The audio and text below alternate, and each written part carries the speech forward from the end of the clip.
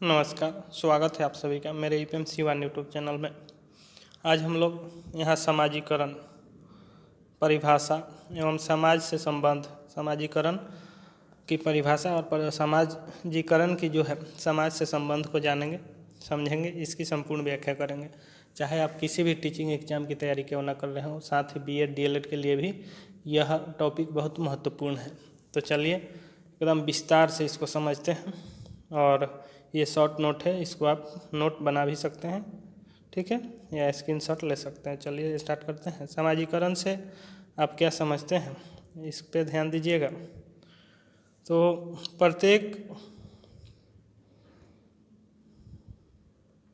प्रत्येक शिशु जन्म के समय एक संगठित शारीरिक ढांचा मात्र होता है, ठीक है। वह न तो अपने बारे में जानता है और न ही समाज के बारे में। घर में, समाज में उसे किस प्रकार का व्यवहार करना चाहिए, यह सब उसे घर परिवार के सदस्यों, रिश्तेदारों, परिचितों के आचरण और उनके बताने से सीखने को मिलता है। यानी उनके बताने से वो सीखता है। इस प्रकार समाज में वह अपनी भूमिका निभाने लायक बनता है। सीखने की यह प्रक्रिया समाज विज्ञान में और मनोविज्ञान में समाजीकरण कहलाती है। तो ये रहा समाजीकरण से आप क्या समझते हैं, समाजीकरण की परिभाषा। अब नेक्स्ट हम लोग देखते हैं समाजीकरण पर H.M. जॉनसन की परिभाषा, ठीक है। ऐसे भी प्रश्न आते हैं। H.M. जॉनसन के शब्दों में समाजीकरण सीखने की प्रक्रिया है जो सीखने वाले को सामाजिक भूमिकाओं को निभाने योग्य बनाती है। फिर है परिभाषा का निहितार्थ, यानी कि यहाँ जॉनसन की परिभाषा से स्पष्ट है कि हर चीज़ सीखना मात्र समाजीकरण नहीं है। सीखने की उसी प्रक्रिया को उन्होंने समाजीकरण कहा है जिसकी मदद से व्यक्ति की भागीदारी समाज में संभव हो पाती है। समाज को विध्वंस करने के बारे में सीखना समाजीकरण नहीं है। दरअसल सीखने का उद्देश्य सामाजिक प्रक्रियाओं में भाग लेना एवं सामाजिक नियमों तथा मूल्यों के अनुसरण करना होता है। यानी कि सामाजिकरण क्या है कि समाज को जो है ध्वस्त करने के लिए नहीं सीखना है, वो चीज़ को सीखना है जिससे समाज का उत्थान हो सके। समाजीकरण का समाज के निर्माण एवं उसकी निरंतरता में क्या योगदान होता है। तो अगर प्रश्न आता है समाजीकरण का समाज के निर्माण एवं उसकी निरंतरता में योगदान, तो इसका जवाब होगा समाजीकरण के अंतर्गत व्यक्ति समाज की संस्कृति के बारे में सीखता है और उसी के अनुरूप व्यवहार करने की उपेक्षा की जाती है। इसी समाजीकरण के माध्यम से ही समाज में संस्कृति एक पीढ़ी से दूसरी पीढ़ी में अंतरित होती रहती है, ठीक है।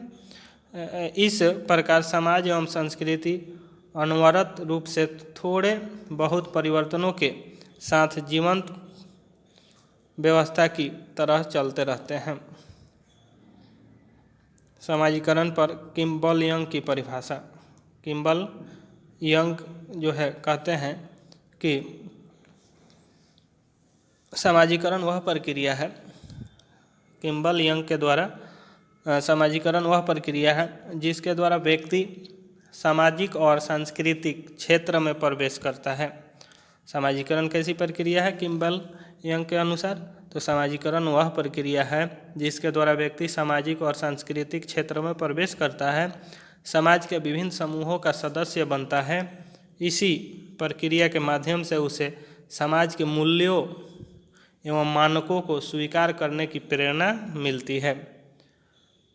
समाजीकरण की उपक्रियाएं, तो समाजीकरण सीखने की प्रक्रिया का नाम है, ठीक है। लेकिन कोई बालक अपनी संस्कृति को क्यों और कैसे सीखता है, यह अब तक स्पष्ट नहीं हो पाया है। J.H. फिक्टर ने बताया है कि सीखने की प्रक्रिया में 3 उपक्रियाएं शामिल होती हैं जो इस प्रकार हैं। पहला है नकल, दूसरा है सुझाव, तीसरा है प्रतियोगिता।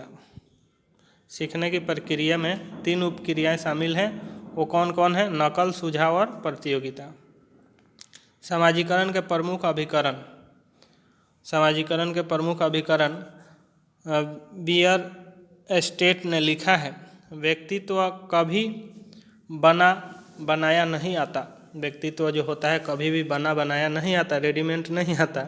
व्यक्तित्व के विकास में समाजीकरण की सबसे प्रमुख भूमिका होती है। व्यक्ति जन्म से ही अपने गुणों को प्राप्त नहीं करता है, बल्कि समाज के सदस्य के रूप में वह धीरे धीरे अर्जित करता है। जीवन चक्र की इस प्रक्रिया में समाजीकरण के विभिन्न अभिकरणों की भूमिका होती है।